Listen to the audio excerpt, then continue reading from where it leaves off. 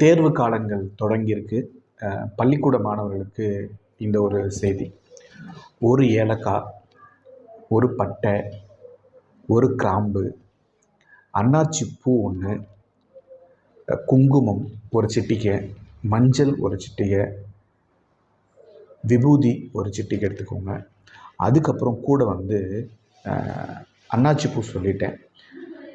இது எல்லாத்தையும் சேர்த்து அப்பாவோட பழைய வேட்டி ஏதாவது இருந்தால் அதில் வச்சு கட்டிக்கோங்க. அப்படி இல்லைன்னா அம்மாவுடைய பழைய சேலை ஏதாவது இருந்தால் அதில் வச்சு ஒரு முடிச்சு மாதிரி போட்டு கட்டி வச்சுக்கோங்க. கட்டி கையில் ஒரு உண்டை மாதிரி வச்சுக்கோங்க. இதை குலதெய்வ படத்துக்கு முன்னாடி வச்சு ஒரு 3 நாள் தினந்தோறும் விளக்கேற்றி கும்பிட்டுட்டு நீங்கள் படிக்கும் போது 3 நாள் கழித்து அதை எடுத்துகிட்டு பூஜை ரூம்லேருந்து அதை எடுத்துகிட்டு நீங்கள் படிக்கிற இடத்துல அதை பக்கத்தில் வச்சுக்கோங்க.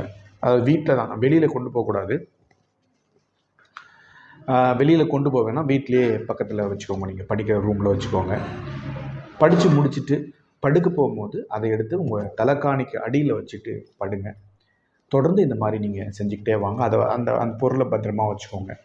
இப்படி நீங்கள் செய்யும்போது செய்யறதால உங்களுக்கு என்ன கிடைக்கும் அப்படின்னா, படிப்பின் மீது ஒரு மிகப்பெரிய ஆர்வம் ஏற்படும். குறிப்பாக அப்பா அம்மாவனுடைய கஷ்டத்தை நினச்சி நீங்கள் நல்லா படிப்பீங்க. 1, படித்தது மனசில் பதியும்.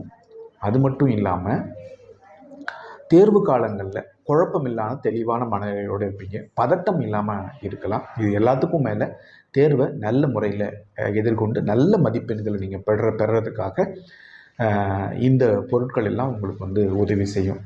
உங்களுக்கு எப்பவுமே ஒரு பாசிட்டிவ் எனர்ஜியை மட்டுமே இந்த பொருட்கள் கொடுக்கும். குறிப்பாக இந்த பொருட்கள் எல்லாம் சேர்ந்து அப்பாவோட வேஷ்டியோ இல்லை அம்மாவோடைய சேலையிலையோ நீங்கள் ஒரு முடிச்சு மாதிரி போட்டு வச்சுக்கும் போது, முடிஞ்சால் 2துலேயுமே கொஞ்சம் கொஞ்சம் துணி எடுத்து மேலே கீழே வச்சு ஒரு முடிச்சு போட்டு வச்சுக்கோங்க. அவ்வளோ அருமையான ஒரு பாசிட்டிவ் எனர்ஜி உங்களுக்கு கிடைக்கும். இது பூஜை ரூமில் இருக்கணும். அடுத்து நீங்கள் படிக்கிற ரூமில் இருக்கணும். நீங்கள் படித்து முடிச்சிட்டிங்க, நீங்கள் எங்கேயாவது வெளியில் போகிறீங்க, ஸ்கூல் போகிறீங்கன்னா அதை மீண்டும் கொண்டு போய் அந்த பூஜை ரூம்லேயே வச்சுட்டு போய்டுங்க. இது நீங்கள் பூஜை ரூம்லேயும் நீங்கள் படிக்கிற இடத்தையும் தவிர வேறு எங்கேயும் வைக்கக்கூடாது. இதை நீங்கள் செய்யும் போது உங்களை சுற்றி நிச்சயமாக ஒரு நல்ல பாசிட்டிவ் வைப்ரேஷன் கிடைக்கும். படிப்பில் ஆர்வம் அதிகமாக இருக்கும். நல்ல மதிப்பெண்கள் எடுக்கிறதுக்காக நல்ல ஒரு சிறந்த தூய்மையான மனநிலையில் நீங்கள் படிக்க முடியும். எவ்வளோ நேரம் வேணாலும் கண் விழித்து படிக்கிறதுக்கான சக்தியை உங்களுக்கு இந்த பொருட்கள் எல்லாம் கொடுக்கும். இது நான் எதுவும் சொல்லலை. இது முழுக்க முழுக்க நம்முடைய முன்னோர்கள் சொல்லியிருக்காங்க. ஒரு அற்புதமான சக்திகள் கொண்டது. இப்போ நான் சொன்ன அந்த பொருட்கள்லாம் ஒன்று எடுத்துக்கங்க. ரொம்ப அதிகமாக வேணாம். ஒன்று எடுத்துக்கிட்டு அப்பாவுடைய வேஷ்டி, அம்மாவுடைய சேலை கொஞ்சம் கொஞ்சம் கிழிச்சு கூட எடுத்துக்கோங்க.